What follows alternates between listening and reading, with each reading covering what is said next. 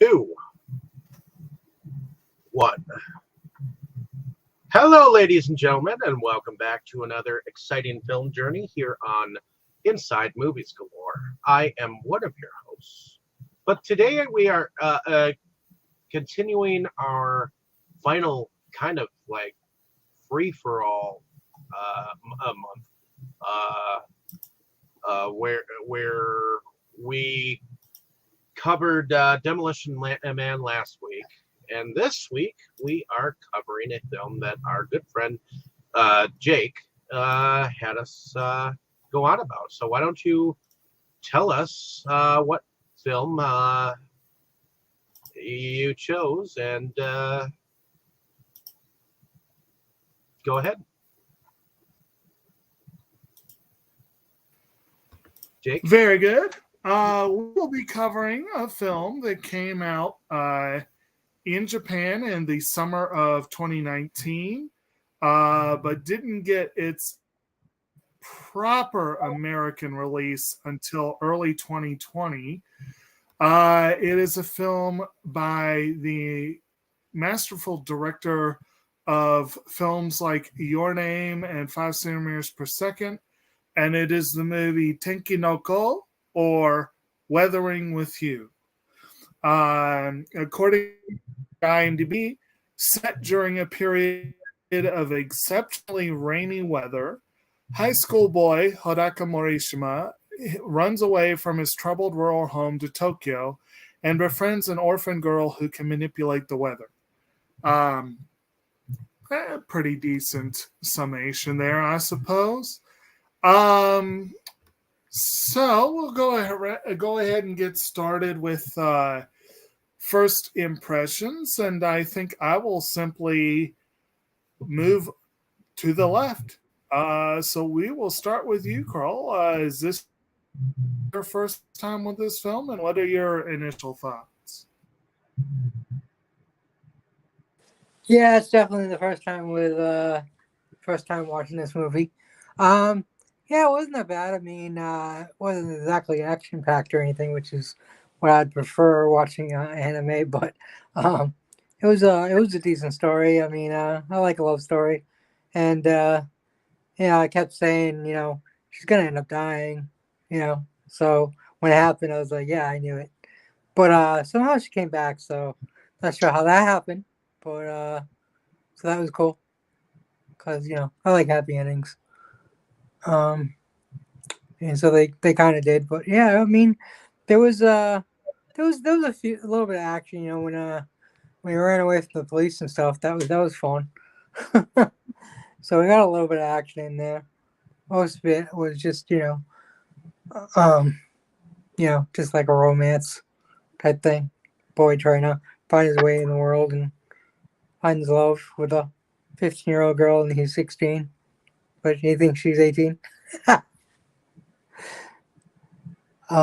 yeah, it was a decent movie. I'm done. All right. Then is that you're all set? Okay. Yeah, I guess done. we'll go on to you. All right, we'll go on to you, Brandon. This your first time with this movie, and what do you think on it?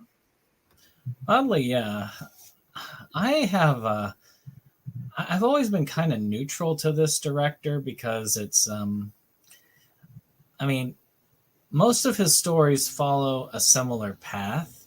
It's always about teenagers or even young adults in love and kind of that conflict that arises, and almost always a kind of a bittersweet end. And this follows the formula.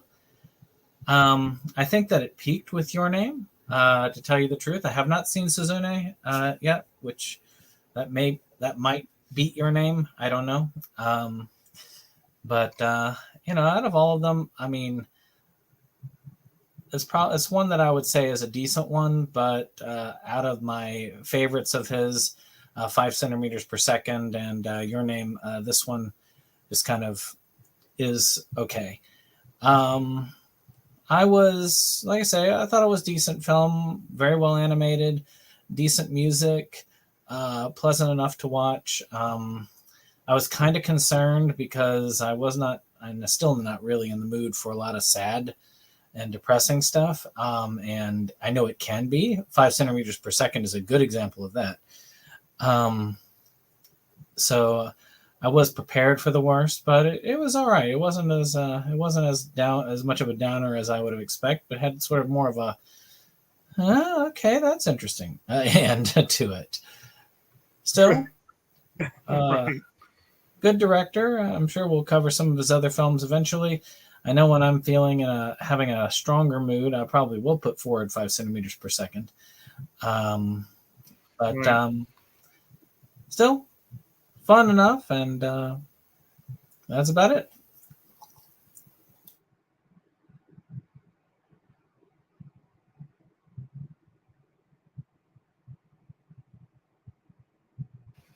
Okay, I didn't realize that you'd stopped I'm because done. it sounded like you breaking up a little bit on my end at least. But anyway, hopefully that won't be too big things are going. Dave, is this your first time with this movie, and what are your impressions?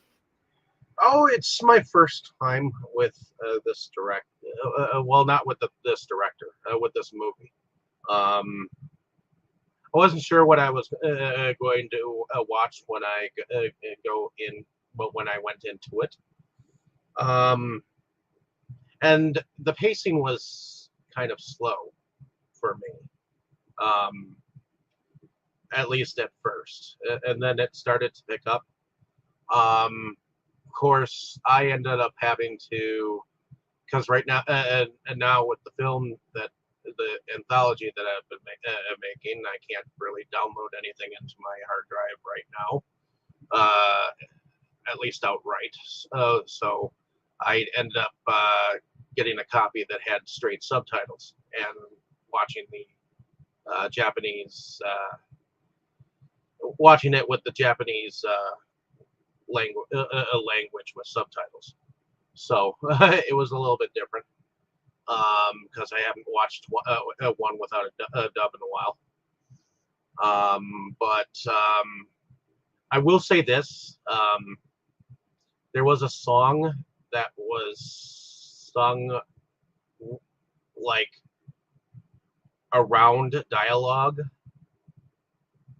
So to me, trying to catch the dialogue in between the wording of the song was a little bit deterring.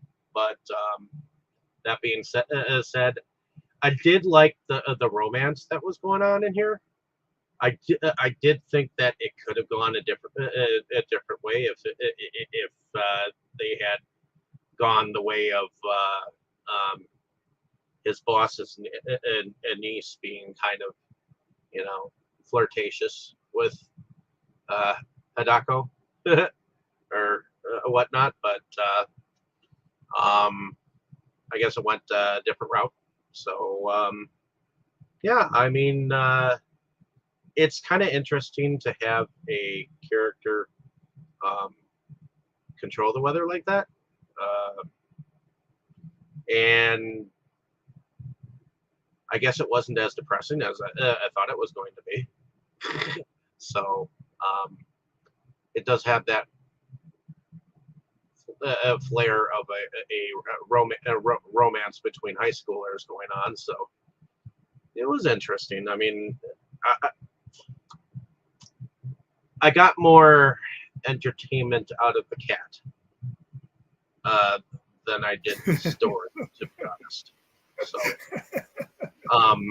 but that is my thoughts on this film so far. I'm kind of neutral. Not sure what to think about it. I might have to watch it with a dub. So, Okay. Well, alrighty then. Is that you're good on that one? yeah, I'm good for now. All right. Ironically, I actually did watch it this time in the dub. I didn't ask her. I don't remember if y'all said, Brandon and Ron, did you guys, did y'all watch the English dub or the Japanese? I watched the English dub. Okay. I would have skipped it if it was Japanese. English. Well, I guess that answers that, huh? It's actually got a pretty decent English dub. I was actually fairly impressed by it. They've got I'm trying to find it listed in a good manner here. I know Riz Ahmed plays one of the cops, and Alison Brie is Natsumi. The two main ones, Hina and Hidaka, are Ashley Butcher and Brandon Mengman. So they're not really big names, but Suga, the guy that takes Hidaka in, is played by Lee Pace. So yeah, I always like seeing his name and stuff.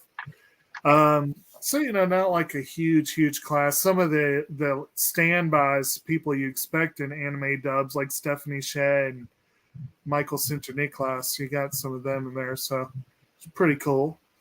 Of course, the original dub had some pretty decent names in it too, but Kana Hanazawa's in there and some other folks. But neither dub really is like the star cast, but both solid. I actually got a chance to watch. I have a DVD Blu-ray combo, so I was able to watch my copy without officially watching it because I can't watch the Blu-ray without, I don't have much access to Blu-ray player right now. But this was my second watch. I saw it originally in theaters. I understand what Brandon mentioned about having some reticence about the director. I have not seen The Place Promised in Our Early Days, but I have seen his first film, She and Her Cat, which is pretty artsy and slow and not at all my favorite. It's more of a interesting, almost art student kind of thing. And 5 centimeters per second is incredible. It's a wonderful film, and it is one of the most friggin' depressing movies I've ever seen. But I think he struck gold with Your Name, and it seriously is one of my all-time favorite anime films. And he seems to have gotten into a really good groove. And Your Name, Weathering with You, and Suzume, I made a point to get to the theater because A, it's an event, but B, and we'll get into this when we get into production and whatever, but one thing that I will say about every Shinkai film except She and Her Cat, and that has its own charm in a way, every film I've seen by him is gorgeous, and they only get better. The last 3 have been freaking gorgeous. I have seen hardly any animated film that can even touch them. And so seeing that on the big screen is great. It's worth it. So I got to do a really fun thing with Suzume where I did Renfield, Suzume, and Mario Brothers on 3 consecutive days in the same theater at the same time. I've never really done that before. That was a lot of fun. But with Weathering with You, when I first saw it, there's a moment, and there's of course spoilers in this. Like any, you people who watch us, we like to spoil the shit out of stuff. But there's your warning. There's a moment in the film. Yeah, if you haven't seen the movie, why are you listening to us? Go watch the movie. Yeah. Then watch us on repeat. There's a moment in the film that on my second viewing, I was like, wait a minute. That hit me a lot harder the first time. So definitely, if you don't want this moment spoiled, maybe cover yours for the next 20 seconds. But there's a moment where Hina gets spirited away, we think. And it's sudden. It's kind of shocking, although not entirely. But I was like, wait a minute, we're halfway through the movie. What the hell? But I didn't realize how quickly that was resolved. Like the first time, I think it felt like it went a lot longer than it did when I watched it the second time, if that makes sense. And I will admit the ending is kind of, you definitely have to not think about it too much. I'll admit that. But I do believe that Shinkai has really mastered the art of being a commercial storyteller. He has mastered the art of combining visual artistry, brilliant use of music, good creative storytelling, and doing it in a film that can be heavy and weighty with themes and still feel fun and entertaining. And this film is probably the weakest of those three for doing that, but it has its incredibly entertaining moments. But my original impression was, I'll go ahead and mention one thing that's been pointed out to me. I knew going in that I might see some connections to Your Name. Apparently, this one and Your Name and Suzume are a loose trilogy. They're all set in the same world. And apparently, the characters reappear. And I think Garden of Words is set in the same world, too. Which, if you've seen Garden of Words, it rains the whole time. So that makes perfect sense. But that one actually came first, even before Your Name came out. This one specifically takes place after the events of Your Name by, from the look of it, probably a few years. And the two main characters in Your Name, Taki Tachibana and Mitsuha Miyamizu, do show up in this one. And I spotted Mitsuha in the theater. I recognized her. It helped that she had a name tag. But I also remembered her name better. I guess that makes sense because that was kind of the whole idea of the movie, was remembering her name. But the guy's name, I didn't make the connection immediately that the grandmother they help and her grandson comes to visit was him. I did not make that connection right away. And so watching it this time, that was kind of nice to be able to go, oh, yeah. And they're actually almost in the same point in the film. So I do know that that connection was made. Now I need to see Suzume again and see what the connections are with that one. But anyway, so overall, I like it. I think it's a really good movie. I think it's a phenomenal movie. But I think compared to some of the others, I agree with Brandon. It's not Shinkai's best film.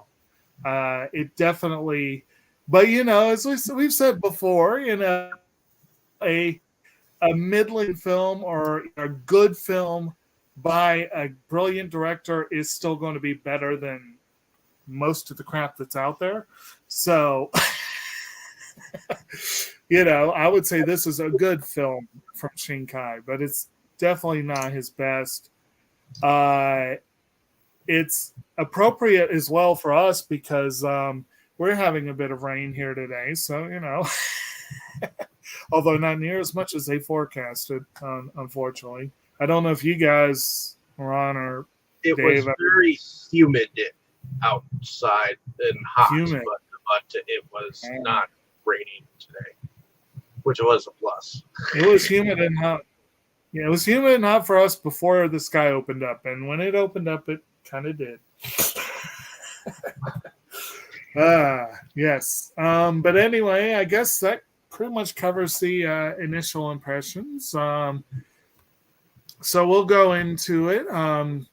Basically, the film kind of starts with Hodaka coming to Tokyo, as we alluded to before.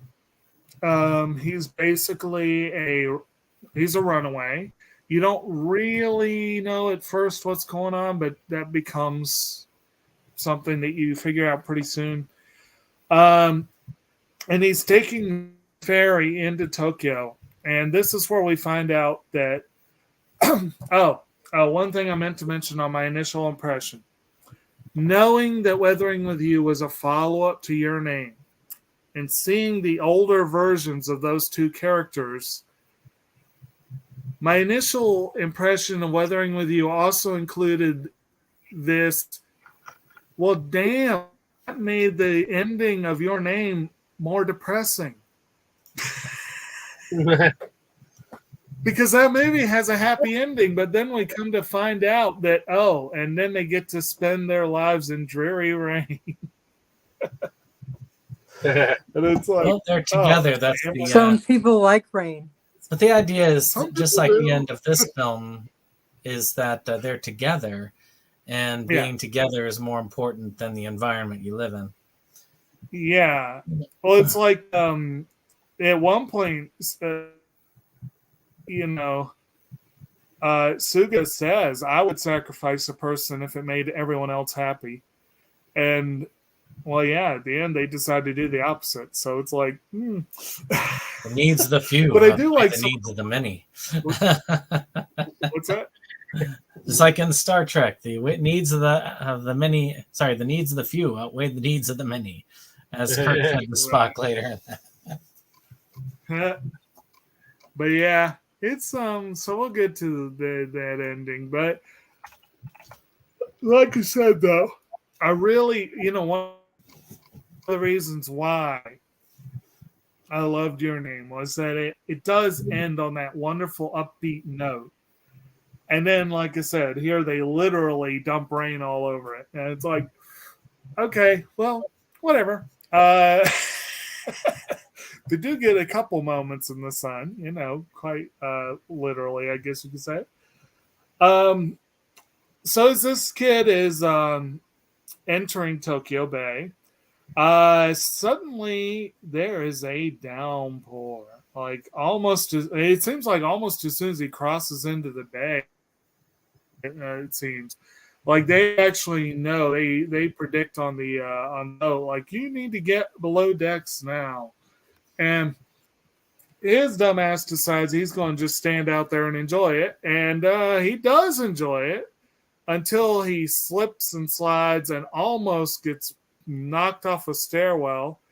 And the dude reaches out and grabs him. And this is our friend, Mr. Suga, Keisuke Suga, who basically saved his life. And so he gets the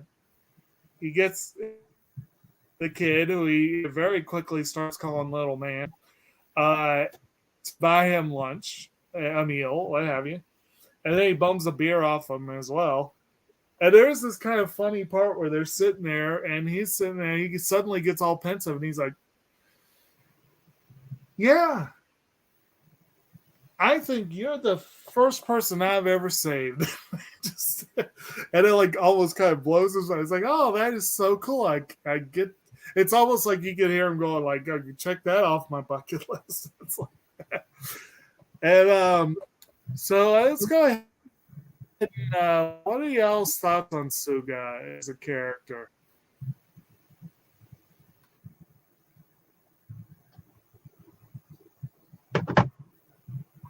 Hidako? What? Of Hidako as a character? Oh, well, yeah, well, we might as well hit Hidako. I said Suga, but I kind of skipped our main character. Hidaka, I mean. Yeah, we'll talk about Hidaka first. Hidaka, essentially our protagonist and narrator for much of the film. What are y'all's general questions on him? Well, I kind of understand Hidako, because there was a time in my life where I kind of just ran away from my family situation at one point. So I know kind of what it is to be like a stranger in a strange land. I wasn't technically on the streets, but I was like going from one friend's apartment to another, like in Chicago for a little bit. So, but other than that, Hidako's pretty much a stranger in a strange land, where because he's coming from somewhere else to Tokyo, and he's got no idea what he's going to do. You know, he's looking at options of jobs, and a lot of them are silly, but he just so happens to get that job offer from the dude who saved him. And I love that little montage of like the different jobs that he went to, and they just kind of were like slamming in the face, like like they just don't want him, you know. Which is kind of how I feel right now, being unemployed. So, but in any case, Taco's a little different because he's kind of an adolescent. He hasn't really had a whole lot of experience with girls. So when he does meet one that's actually like somewhat sensual,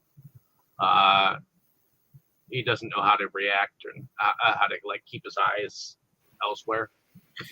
Right. Well, he does get to see her without her shirt. True. But I think again, Dave might be referring to Suga's niece. Which he thought was his mistress, the boss. Yes. Yes. So we go from a movie where we have a pseudo-ancestral relationship with people who don't realize they're related to a movie where someone assumes a relationship that would be incestuous. It's kind of interesting. But anyway. What was it? Again, I was kind of tired going through the whole thing. It was definitely a bad day when I was watching it. But why was it he ran away again? I don't remember exactly. What was his main reason? Didn't exactly say, did he? Because he was very adamant. I'm sure it was mentioned. Jake probably caught it. I don't remember him saying it either. Just that he was just sick of the. Because that's all I got is he was sick of the same old on his island. But that's but the way that he was acting. It was never really clear to me.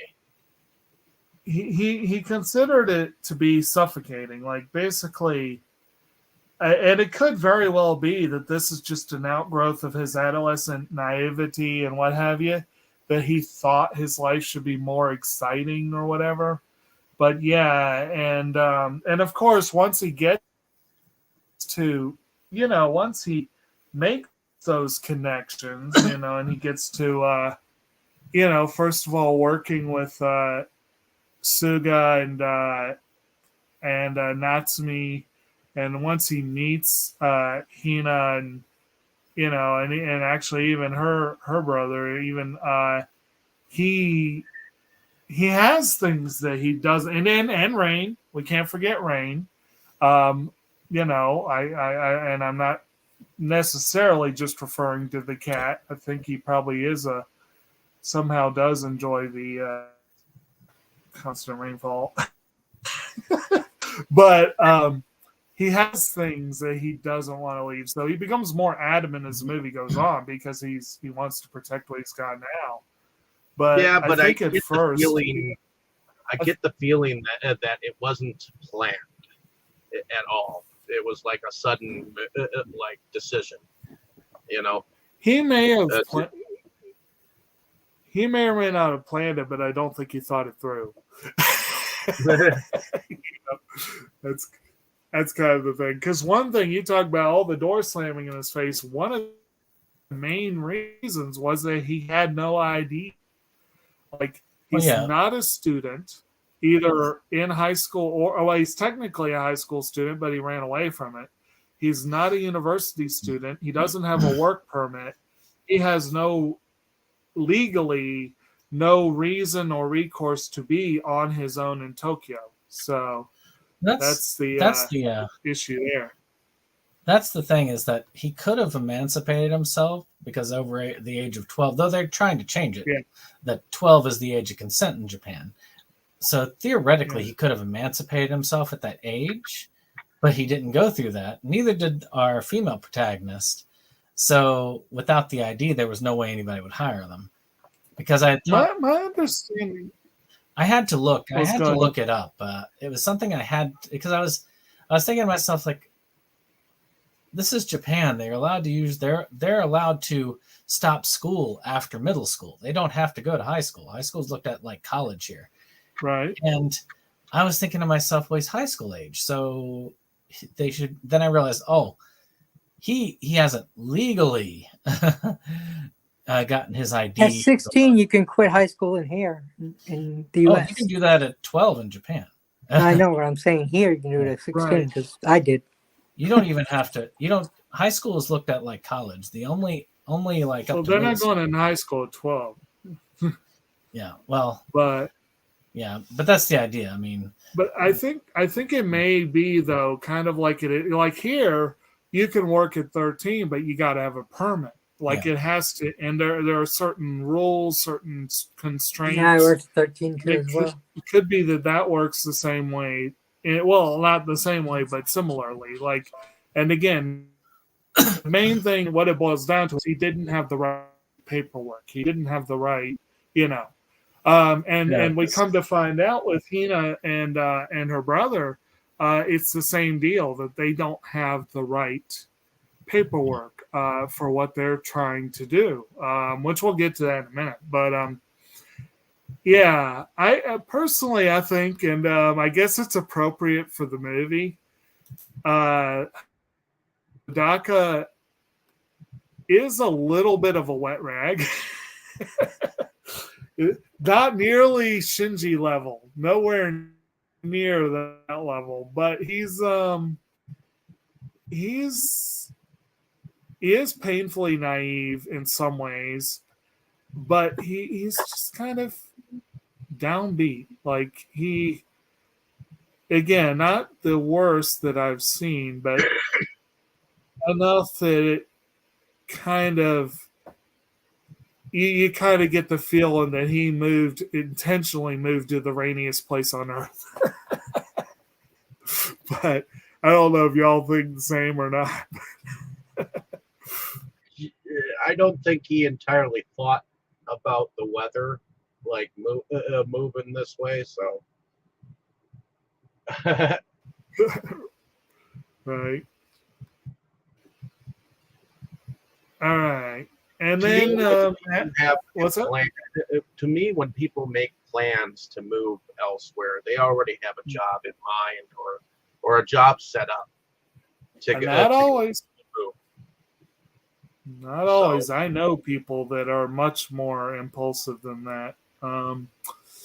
Shouldn't be, but or shouldn't necessarily. I shouldn't say it's never going to work, but because it does, but not for everyone.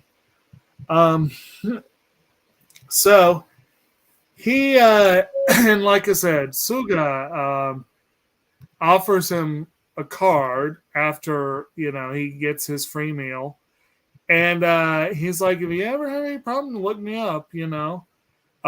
So after he gets door after door after door slammed in his face, he decides to take this guy up on his offer.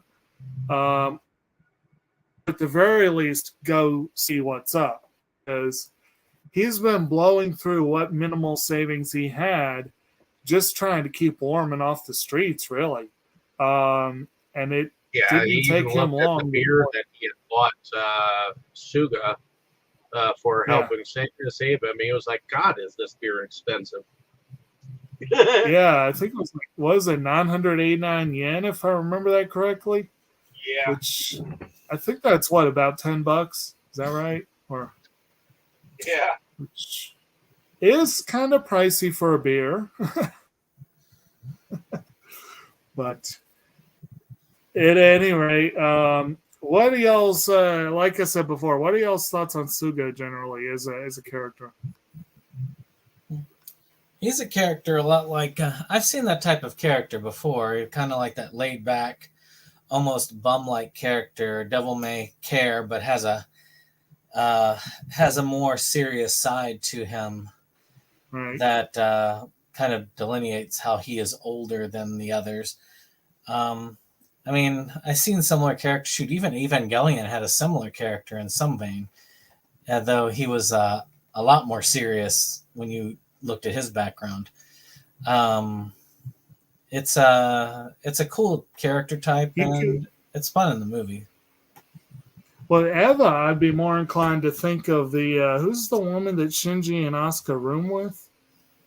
Well, it's the guy that she was interested in is the one I'm thinking of, and I can't. Yes, I know who you're talking about. Yeah. Yeah. Okay. Yeah, that makes sense. Or Night is Short, Walk On Girl. In a way, the master is kind of like that.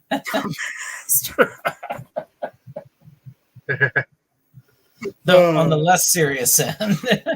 You talk about the movie The Master? Oh dear. You guys want a boring film? We could watch that sometime. Yeah, that was boring. Oh man, We I could like do a Paul boring Thomas film Anderson. smug. Are we talking about Murray again? Sorry. No. just to say it. No, he said the master. I'm like, oh geez. There's a theme for you. Boring films that put you to sleep. Oh, well, I know you'll need to put up Gosford Park. Bill right? What's that? Gosford Park. That We've was already done that not one. that bad. Well, I guess. Hey, Anyway, let's stop picking on Jacob. Sorry. well, the Dave was the one that brought up the master. That wasn't me. I meant But, the two It was movies that we definitely called one boring that when you're disappointed me because I was looking forward to it with Joaquin Phoenix. But we'll get to that one of these days. Yeah, a hell of a cast. And the acting was good. But anyway, that's enough of that one. So basically, Suga, I agree. He's kind of, he comes off as really laid back, almost shockingly so. Basically, when Hodaka comes to work for them, he's kind of the maid. He's also the gopher and the transcriber and the receptionist and all the stuff that Suga just doesn't feel like doing himself, pretty much. And you also see an illustration of his devil may care attitude late in the film when he looks out the window and he sees water halfway up the window, and then inexplicably decides, why don't I open the window?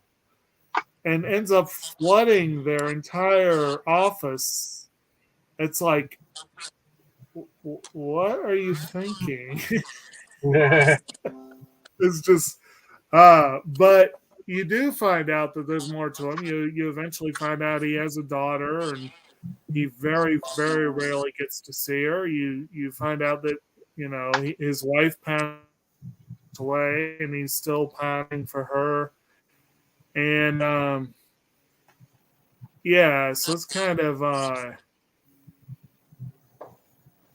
and yeah, Natsumi is his niece, I guess. I guess his wife had a older sister. That's not really explained, really, what their full relationship is. And Natsumi basically is someone who's crashing with him. She does have that. There's that first encounter Hodaka has where he walks into the place and she's sprawled out on the couch, and he has a pretty solid teenage boy reaction. And she just wakes up and is like, "Oh yeah, you were looking at my boobs, weren't you?" Just doesn't beat around the bush. Just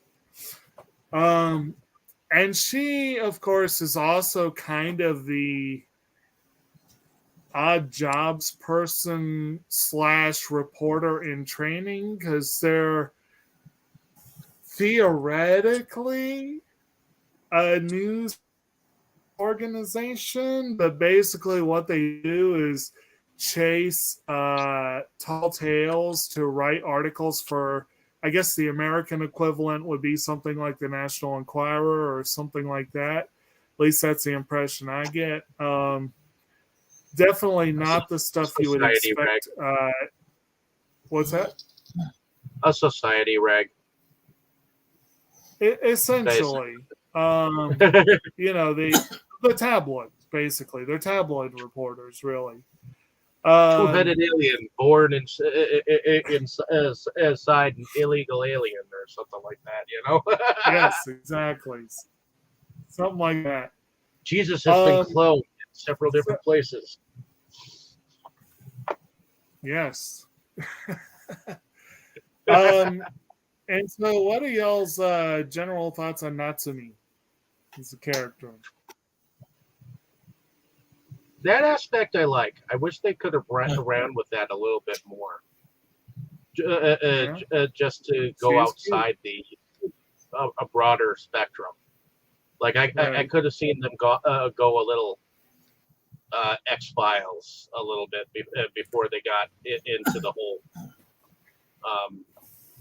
Sunshine Girl thing, you know. Yeah, it's funny you mention that because she reminds me a lot. I was going to say Mulder, but Mulder's a little more serious and worldly, I think. But Agent Reyes, one of the ones they kind of tried to bring in later, or was it Reyes? I think it was Reyes. It may have been the one who only showed up for one episode. Actually, that was the one. There was one who only showed up for one episode who was like a total Mulder fangirl. And she drove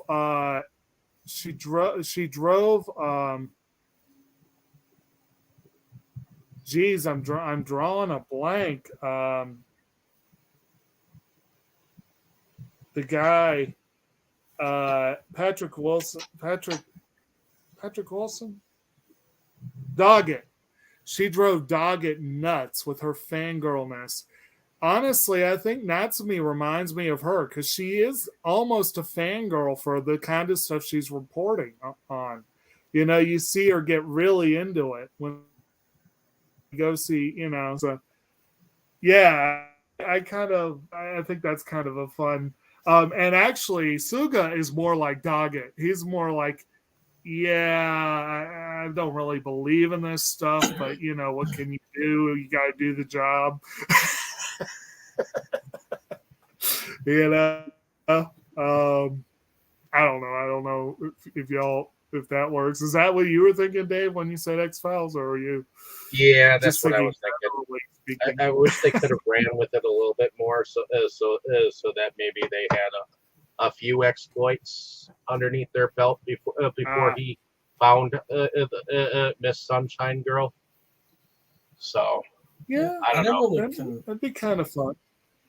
I never considered the character all that deep, but that's just me. But again, the character's main focus was to give extra exposition and a little bit of extra boost at the end, which she did her job, and it would be good to have had her fleshed out more, but, you know. Yeah. I do kind of agree a little bit with Dave on the whole, they could have covered one or, I feel they put him on a Sunshine Girl thing almost right away. And it might have been kind of cool to cover one or two other things. Like there is the one. What's that? Like if they could have done like some more like stories to cover besides the Sunshine Girl, like something that led them to a different scenario or a couple, you know, like if they would have come up with some like bizarre, you know, stories besides the Sunshine Girl, to show that They did. maybe this thing is this newspaper that they're actually doing might actually be something of a thing. Right.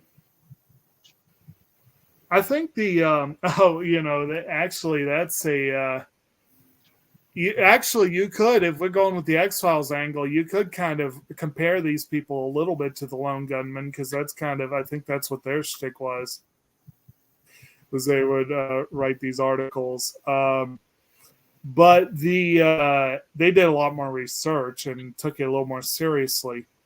But there was the one moment where they go to meet the guy. They had sort of a mini montage, and they go to meet that one guy who looked like he was maybe a college professor or something. And at first he kind of rudely says, I don't really usually do these kind of interviews.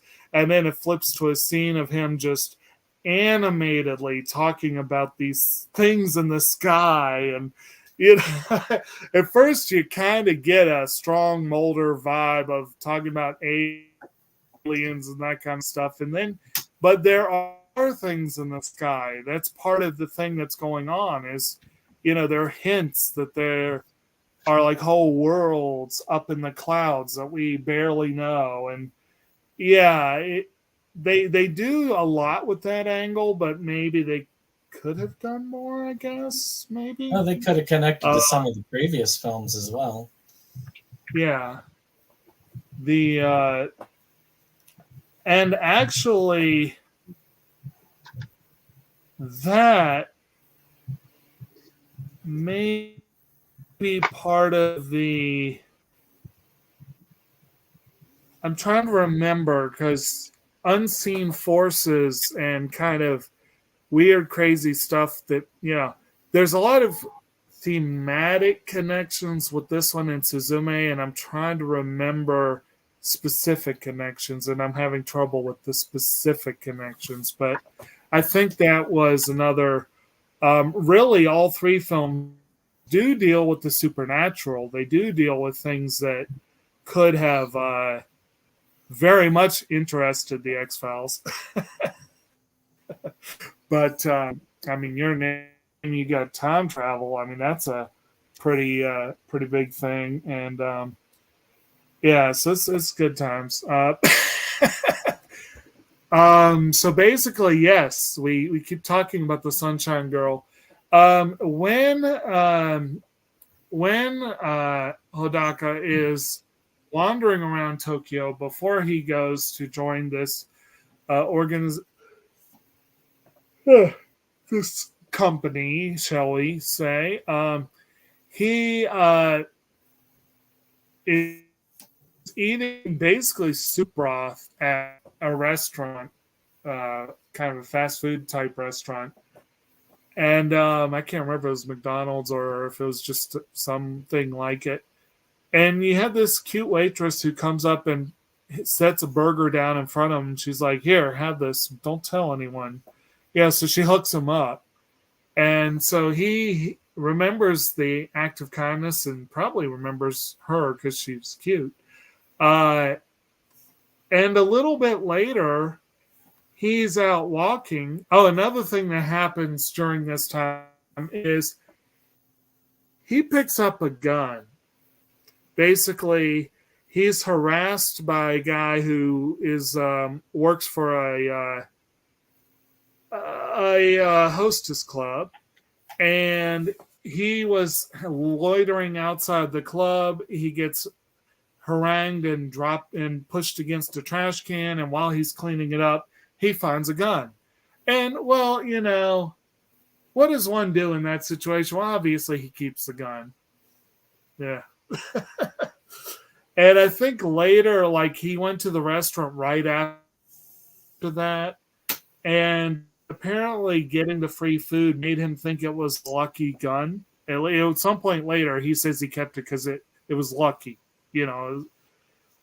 Yeah, I'm sure that's a good way to look at a gun that you find in the dumpster somewhere. But at any rate, he sees this girl who he recognizes being harassed by the guy he also recognizes. and she's kind of being.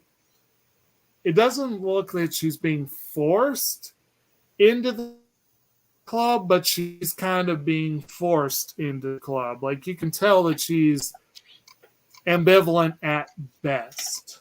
And he, in his naivety, feels like he needs to run to her rescue. And he does and gets pounded away at by this other guy, beat up decently, until he takes out the gun and points it directly at him and accidentally shoots and misses, of course, because I guess the recoil made him miss.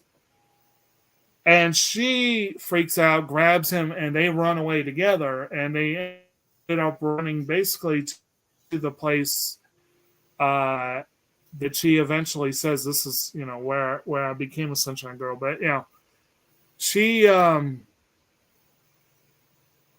basically, at first, she's kind of pissed at him for interfering, and definitely pissed at him for firing the gun at someone. Kind of pissed at him for having a gun, but because that's another thing. Like, I think Dave, you've probably seen enough anime at this point to kind of start to see. I don't know, Carl, how much you know. Like, Japan has extraordinarily strict gun laws. They do not, they don't want you having one if you're a civilian, basically. And from what I understand, there's not a heck of a lot of gun crime there. Go figure. But anyway, so and they do show early in the film that apparently there's been a rash of seized weapons lately. And there's literally 2 times in the film where our protagonist finds a gun, which, well, you got to wonder about that, but it's interesting. But he takes a lot of flack from her at first for having made that decision. Was it her? Did y'all remember? Was that when he said it was a lucky gun, or I don't remember. Not sure. He said, yes, that's when he said it was a lucky gun.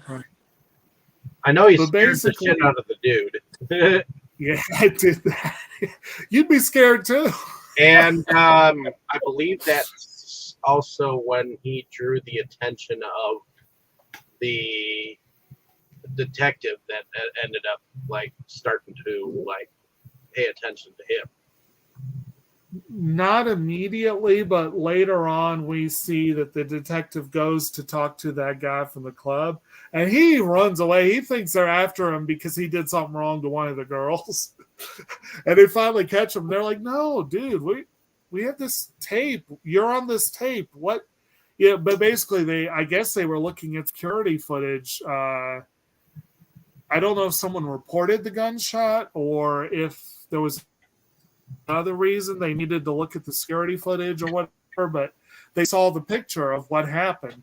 And so they start looking for the kid. And that's when they came asking him. I don't know if they really say exactly when that process started, but it's going on somewhere in the background. But basically, so she introduces herself as Hina. She tells him that she's older. She says she's about to turn 18. And they strike up she tells him, did she tell him right away that she'd already been fired, or I think she told him then that she'd been fired, and that's why she was thinking about working at the club, because she needed the money. She didn't really go into a lot of specifics on how the guy had gotten her that close to the door, but it's I think she said something about owing him, but I don't remember her saying that specifically how she did. I don't remember if y'all caught No, me I or don't. not, but I don't remember her going into details about entirely what went on there. It's like right. the information was being skated over, like it wasn't important. Right. So basically, stuff happens, and and we come to find that when we have been introduced to her brother, who, if I remember correctly, was Nagisa. Okay, Nagisa is her brother. And Nagisa is a little playa. We're introduced to him A little Don Juan on the when bus. he happens to be riding this. What's that? A little Don Juan on the Yeah, bus. he happens to be riding the same bus that Hodaka is, and he overhears this conversation going on behind him, and then the girl gets up and's like, "I'll see you tomorrow," and then she walks by and he's like, "Oh, they were in elementary school," and then another girl gets on and goes right back there and starts having the same conversation with him, and it's like, and he straight says, "Little player." But yeah, when he walks in the door, because Hodaka goes to visit Hina, I think a few days later, and Nagisa walks in the door, and they're both like, well, I can't remember if Nagisa recognized him right away. It was more just like, oh, a guy's here, but he recognized it. Hodaka recognized him. He's like, it's the kid from the bus. But and they're kind of not simpatico at first, but we come to find out the reason why Hodaka was there was to help Hina, or at least a reason he was there is he came up with an idea of something that she could do, because he has learned that she is a sunshine girl after all. And they want to, he's like, why don't you use this? They come up with a website and basic pricing and whatever, and they go live and almost right away get a request for her to come bring some sun. And so she does, and he basically he creates this elaborate umbrella with like wind puppets or whatever, or rain puppets. Look like ghosts. What? They look like ghosts. Yeah, like the little rain dolls to kind of bring in the rain. And he also comes up with a life-size, well, not a life-size, but like a full-size one for Nagisa to wear. And of course, Nagisa's not feeling it. But they go out, and it's for fair. And for someone who works at markets and fairs now, I can fully appreciate what these people are probably thinking of.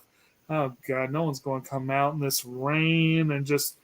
So they called her just for like, why not? They weren't expecting anything, but they figure, let's. I think the original price was like 3,400 yen, which again, and I think that's about $34. It's not a lot.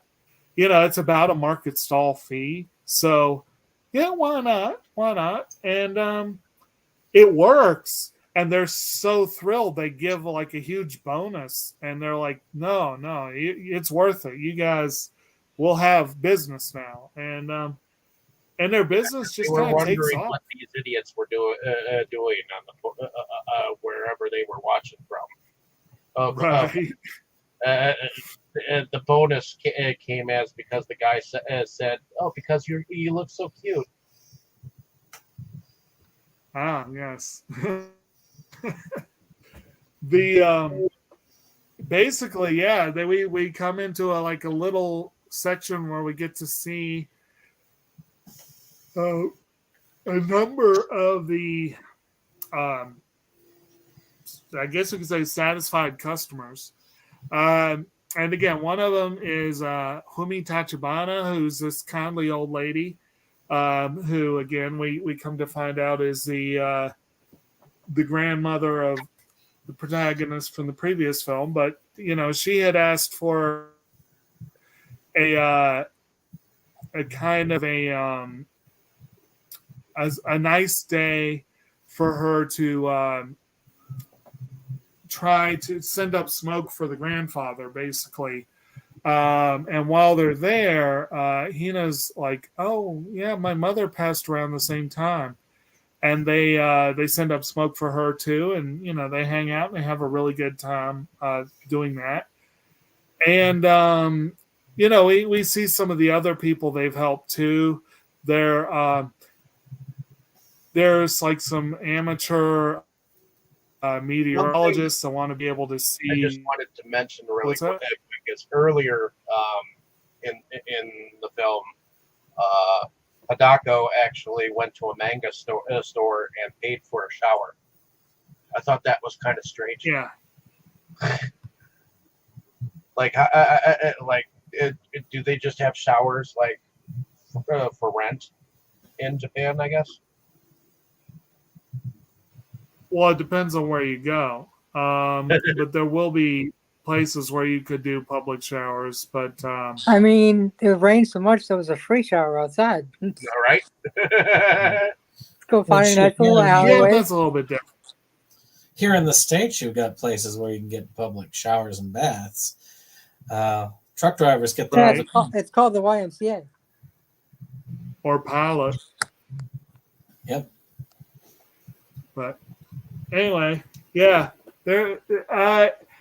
I didn't pay a lot of attention to where they were. I didn't think it was a manga store, but I wasn't paying much attention to where they were. But the guy's just sitting there reading manga. Like, he's just kind of like, what? But yeah, and what is Japan? He keeps saying Tokyo sure is dangerous or whatever. And then later he changed it to,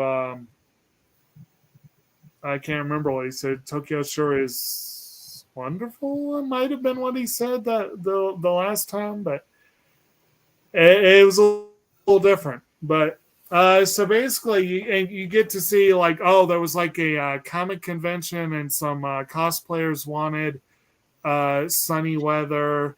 There were, and you see like all these different events, but you also see like what they're paid with, and it's a little different. It's not a set price, so whatever apparently they're getting bonuses from a lot of people just based on because a lot of these people are genuinely grateful to actually have some sun in their lives. And meanwhile, Hodaka's become so embroiled in this side gig, he's still doing his work for Suga, mostly, but he's not really around anymore. And eventually Suga realizes, wait a minute, he's not really around anymore. And that's when he's, oh yeah, he's got that side thing with his sunshine girl. And he's like, he has a side job? But basically, they have continued on with some of their research, and they find this really old dude who gives them a lot of history of the legend, which goes into a little more depth and detail than what they had previously seen. And which also seems to come with a little bit more, I guess you might say a little more authenticity maybe than some of what they'd heard, like the fortune teller that they went to see at the beginning. That was a little different. But this old is like a priest, if I'm remembering correctly. I feel like he was in priest vestments. And he is... tells them that the Sunshine Girl eventually fixing the weather too many times will cause it to go out of whack. And at that point, the Sunshine Girl will have to become a sacrifice to set things straight, basically, is what he tells them. And I think we'd gotten hints before that, but that was really when Natsume really realizes, and I think it's when Suga said, "Wait a minute, is there something to all this?" But Natsume really realizes, "Wait a minute, this is they're playing with fire." So, meanwhile, Hina has kind of felt like maybe we need to rein it in a little bit. They're starting to get too many requests. And then I think they had that big event, the fireworks. That's what it was. It was like a big citywide fireworks display or something like that. And yeah, as always, it works. And afterwards, Hina gets caught on like their news camera or something, and then everyone wants it, when they actually can put a face to this website, or actually I'm sure a lot of people hadn't even heard of the website and they saw the news report. Suddenly it gets to be too much and they decide to shut it down. Am I remembering correctly that whole setup? Does that sound right, or am I missing anything y'all want to make sure we hit? Sounds good. Okay. Sounds good. Okay. So basically, they're like, we got one last request. We're going to honor it, and then we're going to be done. Live for a while at least. And it turns out it's from Suga, and which kind of surprised them. But he can only, his daughter's an asthmatic, and again, his grandmother is, her grandmother, his mother-in-law, is, to put it kindly, protective. She doesn't approve of his lifestyle and the fact that he smokes and whatever, and the fact that there's constant rain, his daughter being asthmatic. It's a whole thing. So he wants one nice sunny day to spend time with her. So he calls them to do it. And he and Natsume show up at the park and with the little girl in tow, and she becomes fast friends with Nagisa. And they have this wonderful sunny afternoon. And I think it's on the way. Well, Natsume tells Hina. Tells Hina what she found out. So Hina learns what's actually going on, realizes, wow, we're getting out just not even a minute too soon. But she already kind of knew, and we don't find out until this is the part I alluded to before. They're walking home. Hodaka has bought a ring, and he, with the assistance of our young lady from the previous film, has bought a ring to give to her and is stealing his resolve. And of course, she turns around and speaks at the exact moment he speaks. And that completely deflates him. And he says, "You go first." And that's when she kind of, you see something's off with her arm, and she kind of tries to do something about it. And then out of nowhere, this wind whooshes up and just her umbrella and her overshirt kind of fall to the ground. And it looks like she's vanished, spirited away. And like I said, when I first saw that in the theater, my first reaction was, what the hell? We're halfway through this film. What? But then you see her suspended in midair, but there's like a solid minute where you're like, where the hell did she go? So nice little nasty trick that Shinkai pulled on us. I don't know if y'all had the similar reaction or not. I'd be curious if y'all did. No, not really. I figured it was too early. I just figured it was leading to something, and then when it cut to her in the air, it was Right. It wasn't I think until the the fact that second they- time when she really was that I was like, there's still a lot more to this. Yeah. But it wasn't until then. I think the fact that they showed her arms starting to go watery, and it kind of was one of the reasons why I was thinking that. But yeah. Anyway, sorry, Ron, we didn't get your reaction. I'm sorry, what? All right. talking I was about- just talking about like When the scene where it what's looks her like name Hina fell got scared. the first time, right? The two of you were Where talking she- and cutting each other off.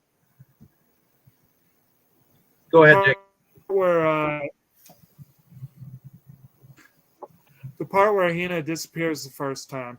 And, Oh, yeah, I was it's like- kind of the wind. I was like, what the fuck? What the fuck? She couldn't have died that quick. I knew she was gonna die, but thought that was pretty Right. quick. But And all of a sudden yeah, she's at like, any up, rate, and then she's like up in the air, and I'm like, she's a fucking ghost. I thought she was a ghost, dude. right. So, yeah. that was my impression. So basically, yeah, that's she doesn't disappear yet, but I think this was the night. Right. Okay. Yes, they go back to the apartment. Nagisa has stuck around because the girl, likes him so much, and she wants to hang out longer, and so Suga brings him back. And when he comes in, Oreka goes out to the car, and Suga's like, man, I really hate to do this to you, but the cops came around looking for you, and I can't deal with that because I'm trying to get my daughter. So I'm sorry, you're on your own. Here's your severance pay. And it's like, whew. I mean, first of all, I was like, you fully understand where he's coming from, but that is kind of cold, which Natsumi gives him an earful about it when she finds out. She was like, That's a little douchebaggy. yeah. But I totally don't blame him though. I mean, it's cold, but he has to look out for him and his daughter, yeah, like I said, I get it. It's just it was cold. And of course, Adaga has no recourse of action except to go right back to the apartment. But one thing that I don't think we really mentioned, but it definitely plays into what we mentioned with him, is that we did mention that the two Amano siblings, Hina and Nagisa, that their mother had passed a year before. I don't know that we ever hear what happened to their father. I don't remember that, but it's clear that their mother was the primary caregiver at that point in time. And ever since then, we come to realize Hina has been working under the table. And that's why probably she was fired from the burger joint.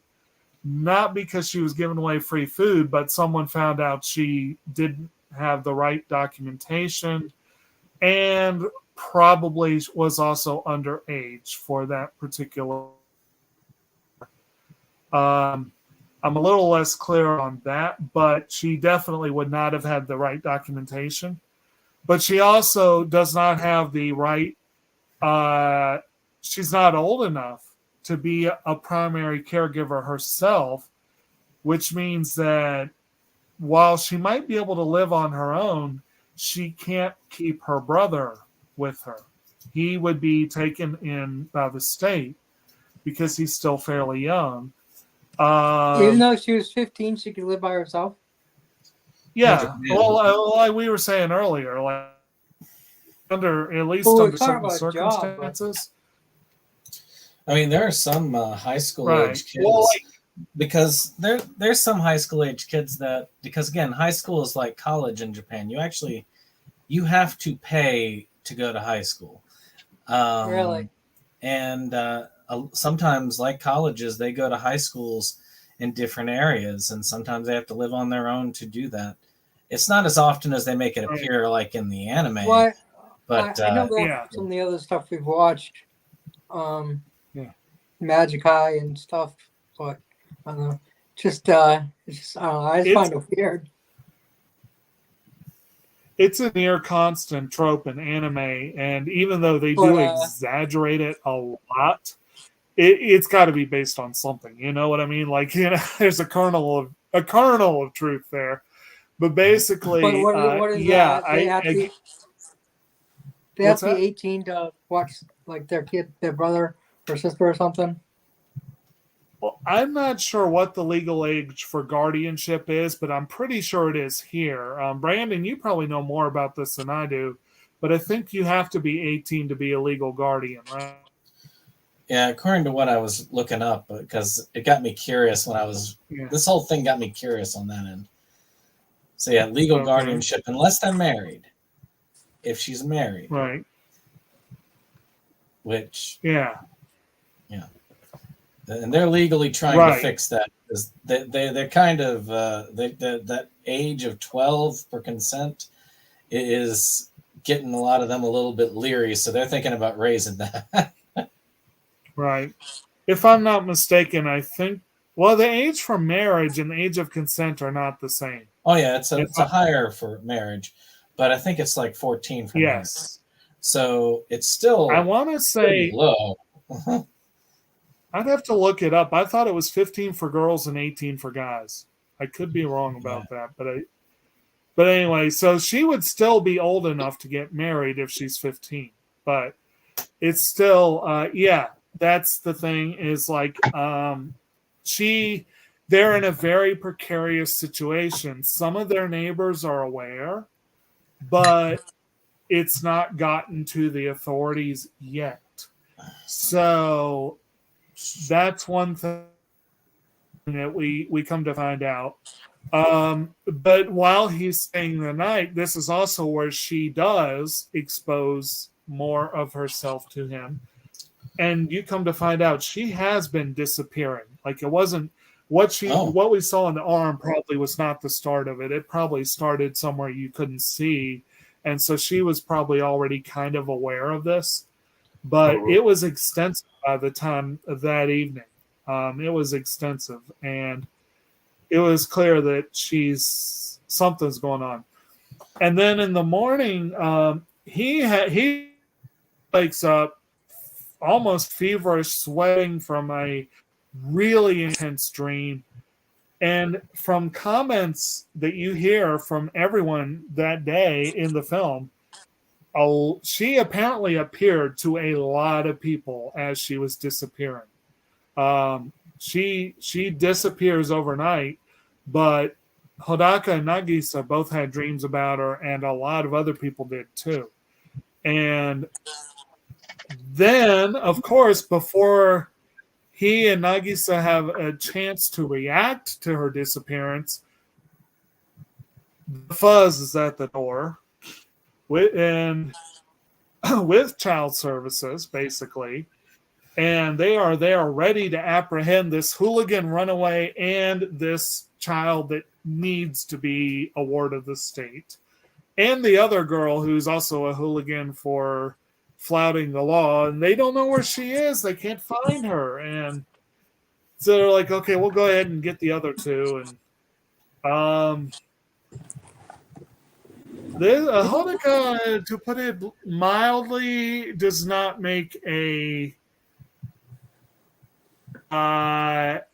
compliant captive.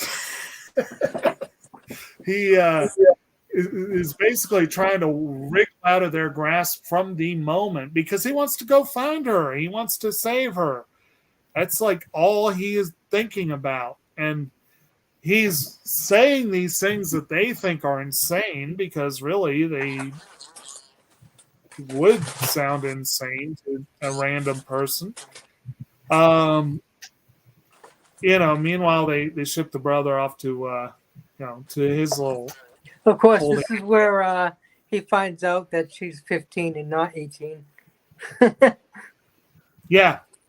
And he's actually kind of shocked by it. And actually, the cop, I think, is kind of shocked that he shuts up for a few minutes.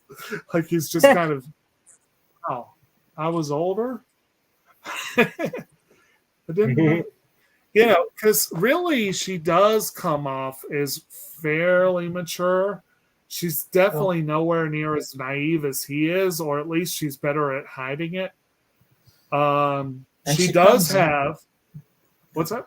And she constantly says, I'm 17, I'm almost 18 to him. She says it at least 3 times in the movie to try and, I guess that's a way to throw him off. And the first time she hesitates. No, she said, she said I'm almost 18. That couldn't be a lie because depending on your point of view, 15 is close to 18. For a certain point of view. It is. Yeah. But saying that 15 years old, that's almost 18 years old. What's that? Oh, I found out the ages here.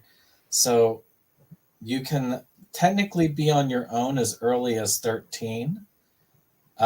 You can work part-time without too much worry from 15.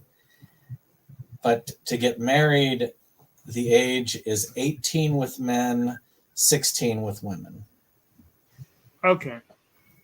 With permission of parents. 20 is what's required for marriage without parents' permission. Oh, my. 20, that's weird. Without parents. Well, technically, their technical coming of age is 20, right? So basically, when you come of age, you do what you want. But if you, but yeah, I didn't realize that you needed parental consent for 18 or 19. That's interesting. But but at any rate,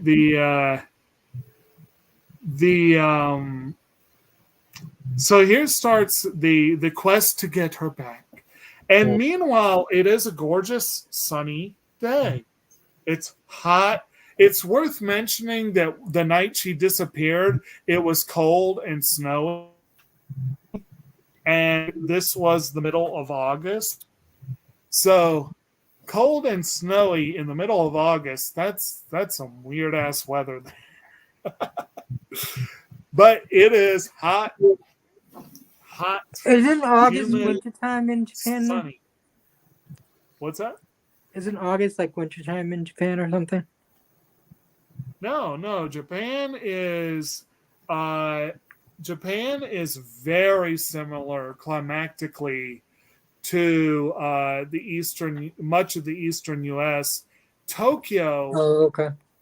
If I'm not mistaken, Tokyo is basically what we would consider botanical hardiness zone 9 to 11, I believe. So basically, you could think of it as being, or 9 to 10.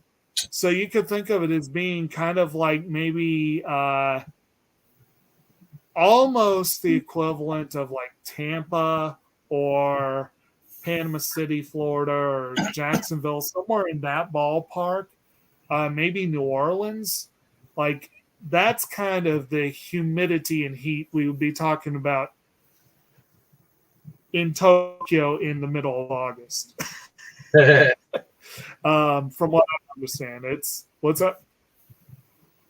Well, and the fact that it's that it's an enormous city that just amplifies it. What's up? No. Oh, I'm sorry. I thought you. But anyway, so he eventually does find a way to escape from the police station. and he immediately starts trying to get to the place that she had said was where she became a sunshine girl, which we didn't mention, but we should mention that the film opens with a shot of her at her mother's bedside. And she says the day that it happened was basically she had seen a shaft of light on this one rooftop.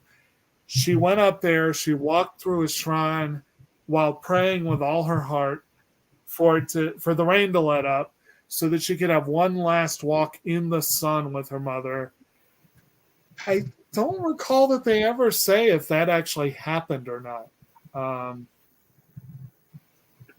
I don't recall that. No, they don't actually say it, but they read that it does. I mean, the light shows up after she prays, and so you just kind of assume that it does. Now, one of the things I expected. Oh, go ahead. Go ahead. I was saying one of the things that I expected. You were talking about the first time. That's like, wow, there's so much left over. I had that more of that feeling when she disappeared here, because I fully expected you might have something else at the end as like he tries to adapt from it and maybe like a slight glimmer of her in the sky, but I figured that was the end of it because this director can be known for that's the end of it, and they just find for each other, and he has done that before. So I thought that's how. So I was surprised. I feel like his more recent films have ended on a little bit more of a resolution than his earlier films.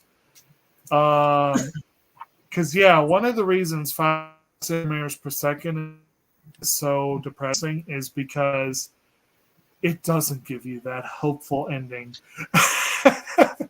But I feel like recently he has tried to at least give us some hope. I don't think it's in his wheelhouse to give us a hopeful, like an upbeat, cheerful ending. But he's moved from bitter to bittersweet. Right. Well, I've said before, I guess he'll be mellow. I guess he'll be mellow in the future, huh? Well, I've said before, and I feel like I still stand by this. 5 centimeters per second is the poster child for this, I think. Well, actually, Voices from a Distant Star might be the poster child for this.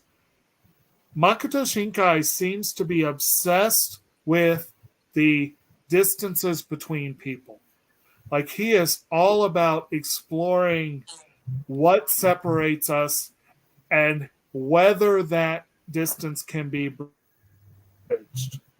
That's pretty much, if you were to boil all his films down to their essence, they would all have that, I think. Brandon, you've seen enough of them. Would you say that's fairly accurate? Oh yeah, even the oddball one that the oddball fantasy one that he did. The Children Who Chase Lost Voices? Even that one has a bit of that in it. That's probably actually that's the one that's the farthest off of his formula, but even that one adheres to it. I feel like that was his attempt at making a Ghibli type film, but it still definitely has a lot of that. That one tonally was very different from the others, but it still followed the formula to the basic degree. Well, I mean, it's right there in the title, The Children Who Chase Lost Voices from Deep Below. I mean, they're chasing after something. It's like, but but at any point, at any rate, he is kind of going toward the place that that she had told him about, the place where they had that kind of tender moment early on. And along the way, first he's outrunning the cops on foot, which he's a spry little fella. I'll give him that. eventually Natsumi comes up on her motor scooter and is like, jump on. And so he does. And that gets him a good chunk of the way closer. But then she finds herself stuck in the flood because even though the sky is clear and there's not a cloud in it, there's still a lot of rain on the ground. Actually, this was the part I was talking about where Suga opens his office window and don't know why. Actually, I think it was right around this moment because the cops came knocking on his door right then. And he's like, I already told you, I don't know where Hodaka is. And he's like, oh, we know. He just broke out of the police station. But they're trying to find out more, I guess, about it. Where they're trying to figure out where to go look, essentially. He does make his way to the building, and to his surprise, Suga's there waiting for him. And he tries to stop him. He's trying like, no, turn yourself in. He doesn't believe that he believes Hodaka's still running. Like his whole, really, for most of the film, Hodaka has been running from something. That's how he ended up in Tokyo in the first place. He's been running. And now he is still running, but he's actually running towards something for the first time. But Suga doesn't believe that it's a goal that's actually there. And he thinks he's still running away. And he's trying to get him to go turn himself in. It'll go better for you. It'll go, you're just making things bad, for yourself. And he goes and, well, they end up with a standoff because then the cops show up. Yep. And this is where somehow Hodaka digs up another gun. Like I said, I think he just found it because surely the cops didn't leave the other one on him. And I feel like it looked different too. But he finds a gun in his hand and points it at Suga, which is kind of like, I guess he figured if I do this, maybe they'll know I'm serious. But then he starts waving it around and pointing it at different cops, and he points it at the hot-tempered cop, which anyone who's watched a movie knows nothing good comes of pointing a gun at a cop, especially a hot-tempered one. So, needless to say, he gets wrestled to the ground. But then at some point, Suga has a change of heart, and he wrestles the cops to get them off of Hodaka. He realizes this kid means business. He's, so he allows him to escape, and so Hodaka goes to the top and finds the shrine and jumps in and finds Hina in the sky. And this is the part where it gets really weird. And I'm not going to pretend I know what happens in this scene. I don't know if you guys have some strong theories, but it gets kind of weird. But it works. He does manage to save her and bring her back from the sky. And of course, he gets arrested, carted off to jail. I hate to say it, but I am having trouble remembering what happened to the siblings at this point in time. Did they get to stay together? I can't remember.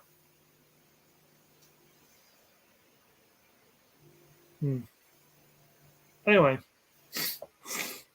So, Hodaka gets sent home. Hodaka gets sent home. He has to finish out his high school at home. It's basically the conditions of his parole. You go home. Yeah, we don't want you here. Go home. And so we skip ahead 3 years. He's graduating. He comes back. Of course, comes right on back. Gets to, what's that? Oh, I was just saying hello to Diego. Okay. So he comes on back.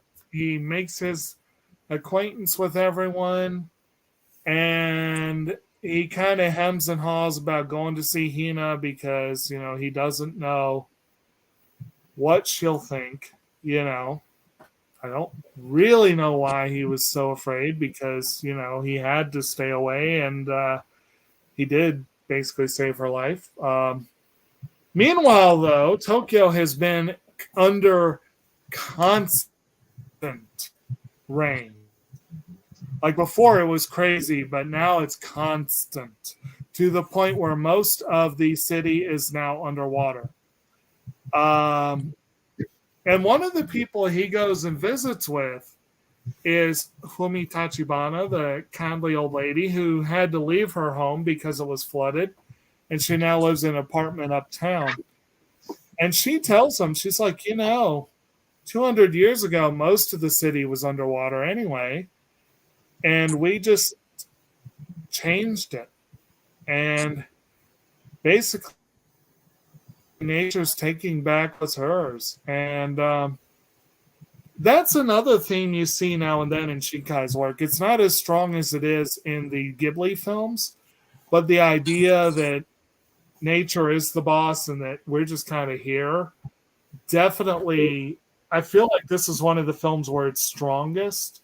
Weren't they doing research that there might have actually been like creatures in the sky at one point in time, and talking about like how the sky can hold like this amount of water? And then wasn't there a moment where there was an old guy that was taking care of like a museum like structure, and there was a dragon that somebody had seen behind the clouds? Right. Yeah, we mentioned the old dude. We didn't really talk about the mural or the. I guess would you call it? No, it's not a mural. It's like a fresco. vision. It's a fresco, isn't it? If it's on the ceiling. Well, anyway, the painting on the ceiling. Yeah, they do have that discussion. And we mentioned some of the weird creatures that have been seen, although not much detail. They are interesting. There's like some enormous whale-like creatures floating through the air, just out of sight.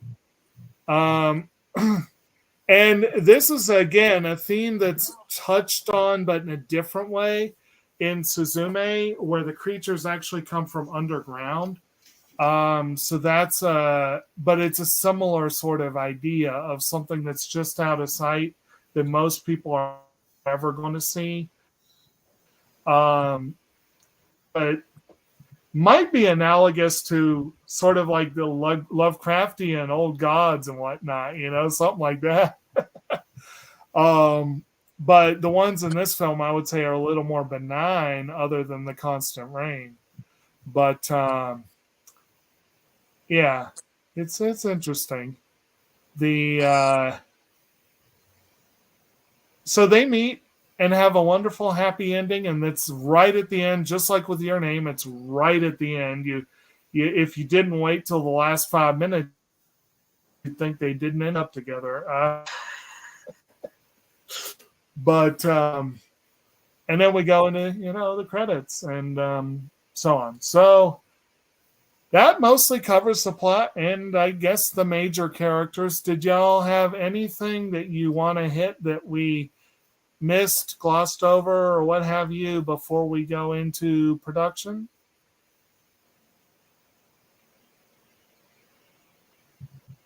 All right.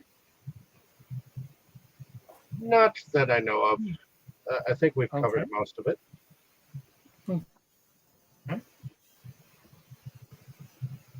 I see everyone took their mics off, so I was just wondering if y'all were all waiting to make sure you didn't step on each other. Okay. Well then, let's go into production. I did mention at the top of the show that I believe that the recent films from Makoto Shinkai, particularly from Children Who Chase Lost Voices and The Garden of Words, but especially this last three. Your Name, Weathering with You, and Suzume are three of the most flippin' gorgeous animations I have ever seen. And there's tremendous detail to the background. There is effective use of CG. There's appealing character designs, really good use of natural phenomena like raindrops and sun glare and what have you. But I'll open up to you guys. Do y'all have any disagreement on that, or anything in particular that stood out to you? Or? I personally thought that there were some good usage of like some camera angles. Like there was a moment where like they did a whole Right. wheelhouse like from a backdrop to like some scenery with Hadako and what's her name? Right. I think I know what you're I talking thought about. that was Yeah. kind of interesting. I think they might have done that like on a computer because not sure if they actually used like canvas or necessarily like a computer program for that part where they just swiveled it around, and it was kind of neat. I do like the coloring for when they both are falling, and also when she is falling, what they used for the backdrop of that. So there are some interesting qualities to those scenes. Very good. What about you, Crow? Oh yeah, I thought the production was decent. I mean, at least they didn't have any screaming girls that drive you crazy. I mean, the lead guy, he screamed a little bit, but it wasn't too bad. Right. And the artwork wasn't bad. I mean, it wasn't anything spectacular, but it wasn't oh god, I can't stand this either. So kind of middle of the road, little better than middle, but closer to the middle than other stuff. So which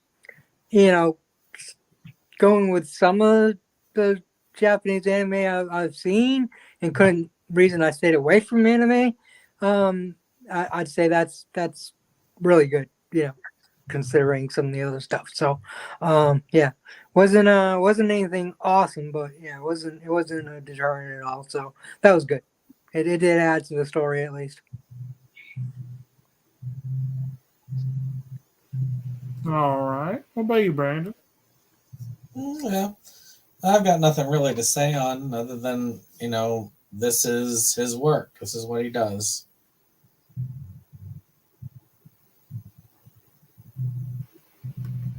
All right. Very good.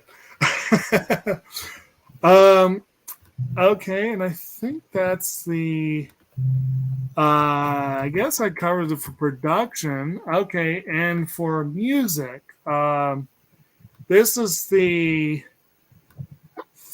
second time, I think, out of 3 times so far, that he has had the Japanese band Radwimps do not only the music for the film, but also most of the insert songs.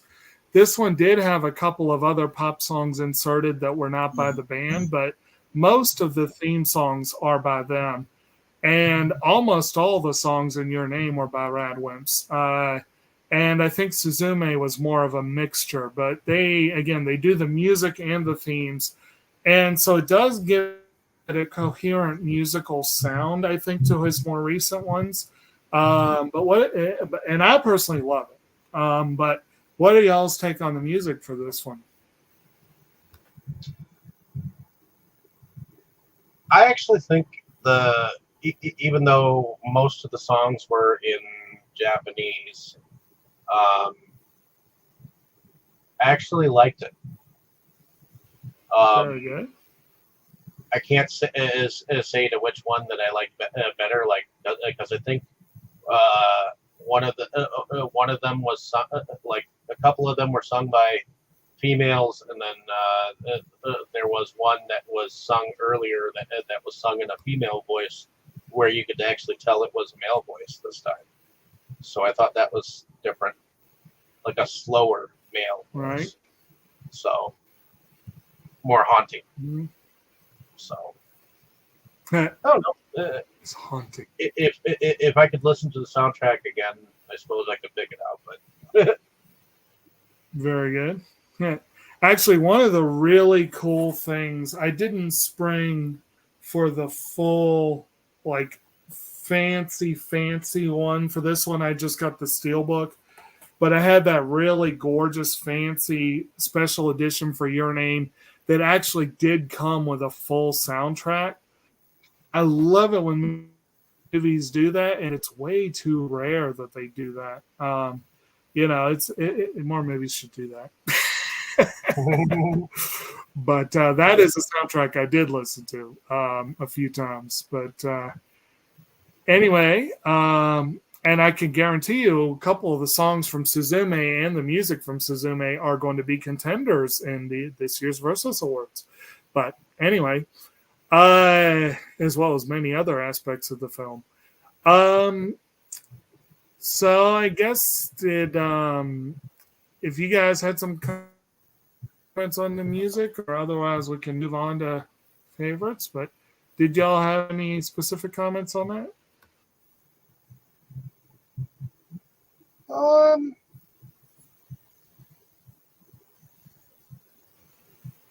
As far Dave, as you already did, right? again? Well, I was just asking Brandon and Kroll. I'm sorry, I didn't specify if they had the musical commentary. There was music. Okay. Well, the music was good. I have nothing really much more to say on it. Not it's been covered already. Yeah. Yeah, pretty much. The what was I going to say? Anyway, we'll move on to favorites. One last aspect of production design. I did mention the character designs. I love Rain. Rain was awesome. His facial expressions were classic. The cat, of course, not the precipitation. Hey, I have a quick question about the cat. Is my imagination, Sure. or does the cat talk once? He meowed a couple times. No, I could have sworn he actually talked. Like, I could have sworn he said something. It was after the kid got kicked out, before he came back into the life or whatever. A cat said something. He might have said something. Did we? I don't remember. Brandon, did you said you did the who did the? Wait, Kroll, you said you did the English. Okay, never mind. I did the English. He did not, to my recollection, say anything that could be considered words. I don't remember it at the very least. Maybe I missed it. I don't know. Maybe I imagined it. I don't know. Cats are mysterious creatures. I love cats. Yes, they are. All right. So, that being the case, let's go ahead and do. I guess we'll do. Sorry. I just cut myself off, didn't I? Yeah, that's good because I was yawning. Anyway, let's do favorite character, favorite scene in the movie, and I guess let's say what would be your best rainy film. Like, I guess films that like way too much rain going on. Like, I know that is a thing. But we'll start far left this time. How about you, Dave?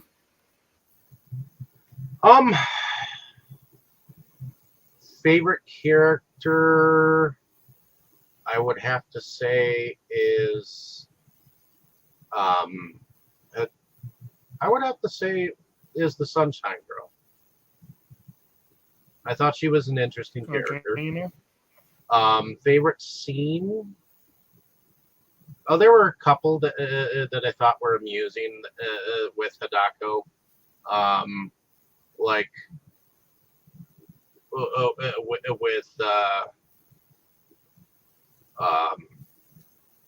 with that niece of his boss's, Mr. Suga.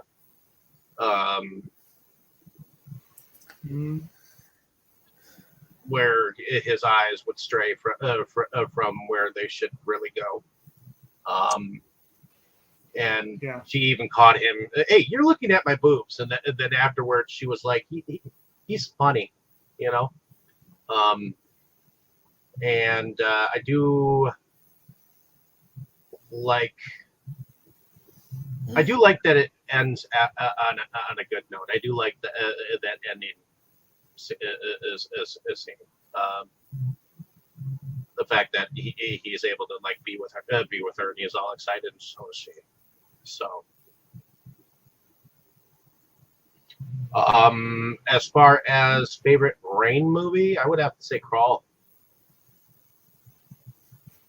Oh, that was slightly different. Either Crawl or Black Rain. All right. You know, I don't recall if I may have only seen Black Rain once. I'm pretty sure I only saw it once. Well, that would be a contender for a second chance this month. Well, there's two Black Rains out there. There's one with Michael Douglas, and then there's one with Christian Slater. So, which one are you talking about? I'm talking about the one with Christian Slater. Oh, I don't know if I've seen that one. The one with Michael Douglas, like I said, I hated that movie, so that might be a contender for a second chance this month. But anyway, I don't even know why I hated it. But all right, so does that do it for you, Dave? Yeah, that does it for me. Okay, cool. How about you, Brandon? Well, I like the part on the ferry at the beginning. I just thought that was fun with him doing his thing, a little bit of exposition, then meeting the other guy and kind of having to go get a beer for him and all that. Right. As far as Rain, well, Garden of Words is one that's a nice one that comes to mind. Rain is very much a character in that because that's the only time that they really meet up with each other. Right. And one that I think of a lot with Rain that I know that everybody here loves is Gosford Park. Even though it's not rainy the whole time, the rain does stand out to me, especially at the beginning. Yeah, I could see that. But, that. Did you give a favorite character? The cat. Yeah.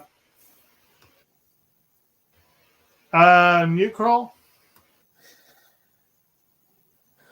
Well, I do like the end, but I think my favorite scene is probably when she takes her robe off, and he's like kind of jumps back because he's expecting to see like her naked, and then he's like, and then he sees like she's like disappearing, and he really like freaked out, and and he's like, I'm not looking at anything, and he's like, no, I'm looking at you, and you're disappearing, and and stuff, and I don't know, it was just a a cool scene. It was a little twist where you think she's like gonna show herself to him, and she shows that she's disappearing, and she's like all like blue energy and stuff where her body should be. So I thought that was a really Right. really that was a really good scene. That was good production on that scene, at least. I know I was saying earlier that the production wasn't great, but wasn't awful. But that was a good scene. And I do like the escape from the cops. It was just funny. Just pretty funny. Right. The whole escape and everything, and them getting stuck in the water, and then him jumping up over the truck and over the fence, and but yeah. So as far as Rain movies, God, I just can't think of too many movies with Rain off the top of my head. I've been thinking about it since you said it. I was like, I tried looking some up, but so I'm just gonna go with Singing in the Rain. Just I can't That's freaking a think of good one. anything. It is. It's no one. There's probably more that I like better, but can't think of anything on the top of my head, so we'll go with that one. All right. And did you say a favorite character? No, I didn't. The main character, although I really like the girl too. They're both really good. All right. So Really Hina, good characters. so Hina and Hodaka, both of them. All right. Yeah. Yeah, Cool, Hina and cool. Yorika. And what? Yorika, right? Uh, And Hina. Hodaka. I was close. Yeah. Close enough I usually am when it comes to these names. Right. So, So give very me props cool. for that one. Uh, I almost pronounced both of them right. all right. Well, if I jumped in right after Brandon instead of Kroll on favorite character, I would have said, I'm with you fellas. Because Hina is definitely my favorite human character in this film. She is actually a very likable character, and I do like I do think she's a good, not the protagonist, but the other protagonist in the film. But Rain the cat is also awesome. I'm tempted to give Rain best character just because, but cats are oftentimes best character and rarely singled out as such. But but yeah, so that's definitely that for them. One specific moment that I will mention just in reference to what Kroll was just talking about. I love the part where he tries to say, I don't see anything. And I feel like I actually saw a little twitch in her face, like that hurt. Like, because he was trying to say that I'm not seeing something I shouldn't see, basically.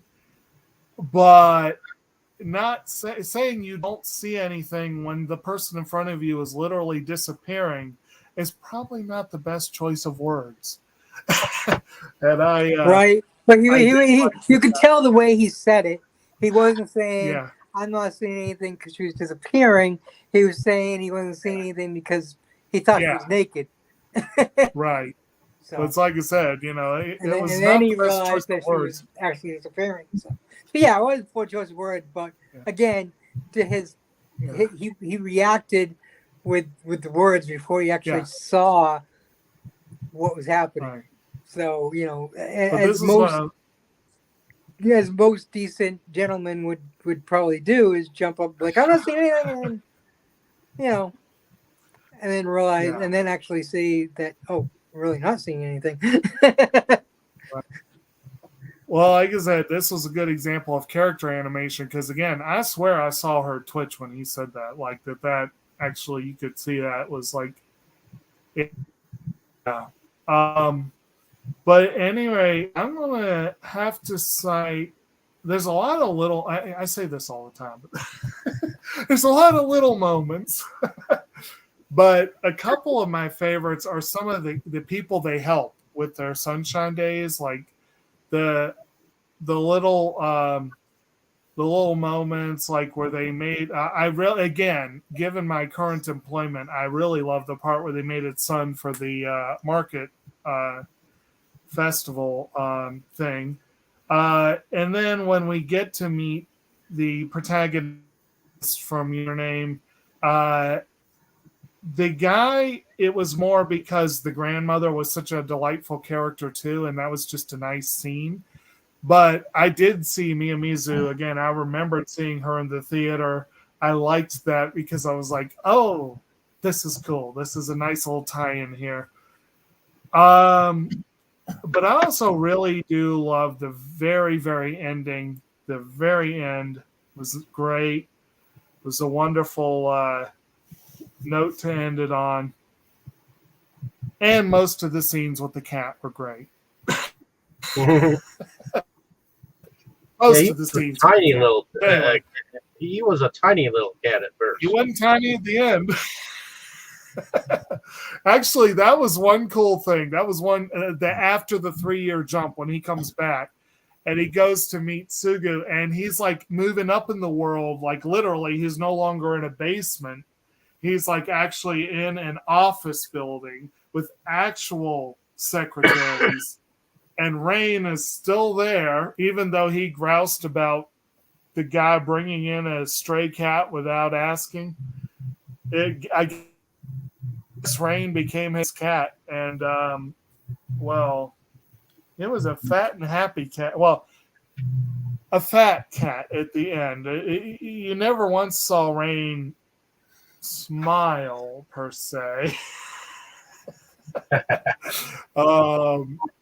He definitely had that sort of serious look.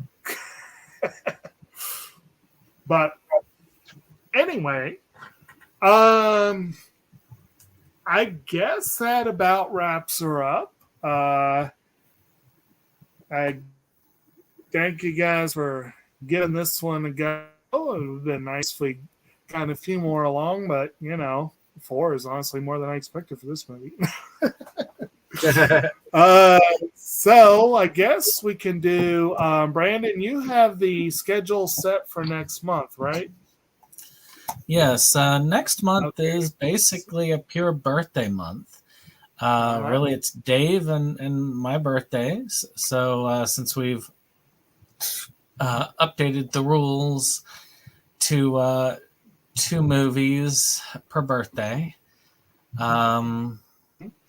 which of course Jake and Tammy will get their makeup next month. Kroll got 2 movies, actually 3 technically if you count the Return of the Jedi. Yeah. Lucky Steph. But we can't count Return of the Jedi because that was your pick. But we do have some fun ones. For at the end of the month, my 2 are going to be Wet Hot American Summer and The Park, which is an Anhedenia film, which we're doing as a kind of a lift up to one of the lead actors in that has died this past month. And who died? His name is Isaac. I can't think of the last name, but he had passed away. He's in a lot of those films. You could have done Mad Max 3 Beyond Thunderdome. Tina Turner just died. Yeah, but this one's a little bit more personal. And we've already done Beyond Thunderdome. In fact, That was Brandon's. Wasn't that one of your birthday picks? That was. Really? I wasn't here for that. But yeah, definitely is a. But she wasn't dead then. See, you should have waited. Mainly because, like I said, it's more of because I consider Anhedenia Films, the Evan Jacobs, a friend, and it's sad when somebody close to them dies. So I feel it's a good, a good uplift on that. As far as Dave, he's got, of course, Last Night in Soho, but next week will be Don't Worry, Darling. Is that right? Yep. You had me confused. I thought How American Summer was next week. But Nope, anyway. it's going to be in. So good It'll be the choices. last 2 Well, weeks of both the of you, yeah. So Okay. the first 2 weeks of the month. Don't will be worry, Dave. don't worry, darling. Last 2 months. Next week's could potentially be a Versus Award contender, and it's one I've been meaning to watch. So good deal. Yeah, theoretically, next month is the time to turn it in. I'm kind of just because this year has not been kind to me. I'm kind of reneging most of my involvement in the Versus Awards, so I'll be kind of minimal on it this year. But technically, this is the last month to turn in your stuff. But I did get next year's contender, Winnie the Pooh, Blood and Honey watched, which is going to be the best picture. You got one on me. Nah. 4 from this year, but not that one. But with that being said, guess back to you, Dave. Shall we do it? Yeah. I guess, shall we do outros or? Sure. We can do outros. So why don't we go around and kind of tell the audience a little bit about who we are. So, Troll, why don't we start with you? All right. Well, I'm Crow, aka Ron. I now have my own YouTube channel. I joined the club. I'm just getting more and more like these guys every day. Started collecting movies, got my own YouTube. But you should check it out. It's YouTube at Kroll 1973, and name of it is Kroll's World of Solutions and Motivations. So you'll find all kinds of products and services for different things for solutions, and some motivational videos as well.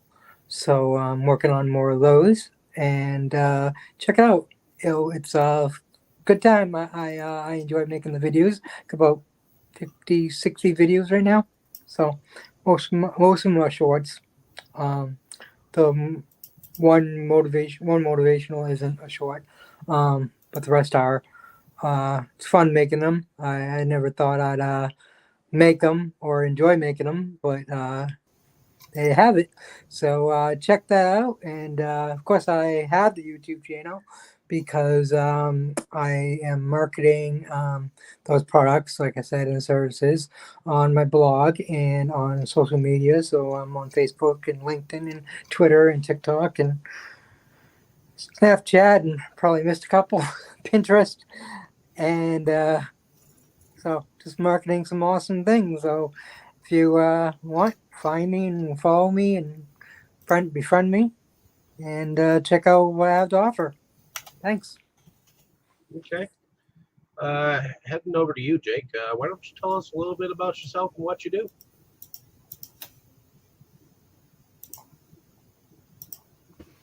All right. I am Kotobukijake. I am the co-host of the YouTube channel SeptumSin versus the World, where we at the moment sporadically update, but we have videos regarding physical media, various reviews and whatnot.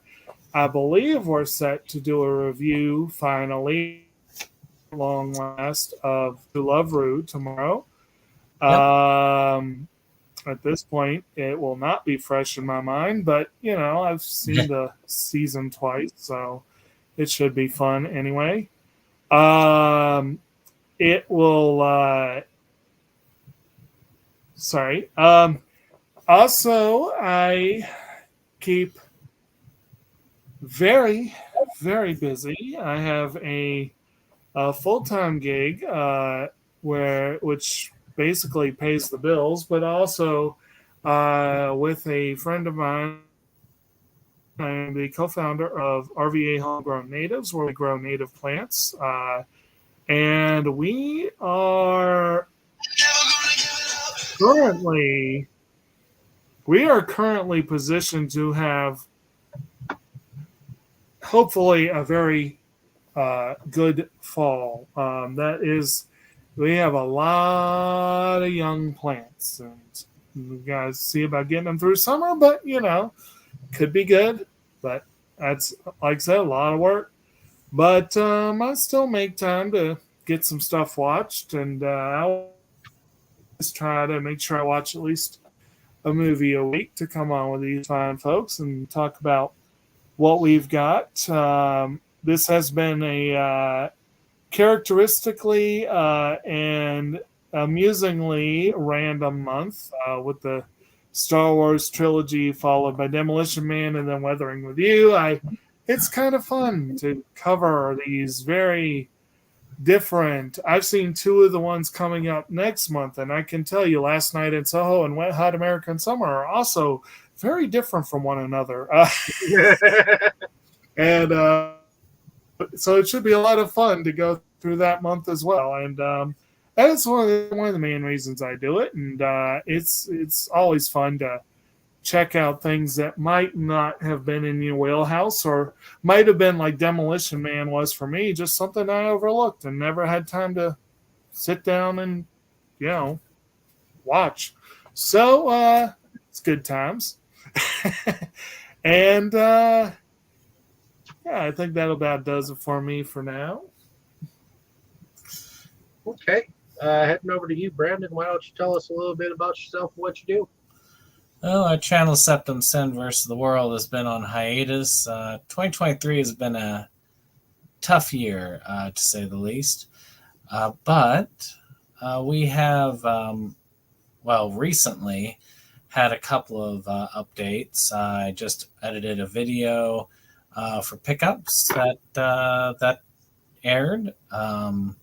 I also have this week, either today or tomorrow, the 10th psychoanalysis on Cool Summer is coming out. So that's an update. And Jake and I are hard at work on two new series that are going to be debuting on the channel. But we have a lot of episodes to film and edit. And the work it takes to do those episodes is unfortunately far more. Very appropriate shirt for the first series, definitely. But the work on the show is far more than what it would take for us filming regular stuff. So occasionally you'll see some updates of me on my own, or maybe even Jake with me there, but only on the side, because I'm also in the midst of trying to film my very first feature film, and maybe my last. But we're working on it steadily, one by one. I'm hoping to actually by next week get a couple more scenes filmed for that done. Okay. And my name is David Streggy. I'm one of the founding fathers of Inside Movies Galore. So thank you for coming along with us on this fantabulous journey that we've been going on. I guess I weathered it with you guys in this episode. Ha, ha, ha. Anyways, moving on, I also moonlight under a different channel where I podcast on as well, where this Sunday we are going to be covering Police Academy. Going to be fun. Good times. Hopefully a few laughs. So going to be some good times coming up. But I also do some video pickups and video reviews of my own from time to time. Reviews not so much lately, and I'm kind of in the same boat as you, Brandon, as far as getting the first feature off the ground. So, but hopefully I'll be able to make some progress with it relatively soon as I gather some dialogue together and film a few more scenes, and then hand the film over to my editors, and get at least the first act out to the public and whatnot. So going to be some fun times. Other than that, I guess we definitely have an interesting month coming up, and so on and so forth. So hopefully, like, share, and subscribe. Let us know down in the comments what you thought of our discussion and the film. And we'll see you back next week here on Inside Movies Galore. So everyone say good night. Good night. Night. Good day. I said good day. Come on.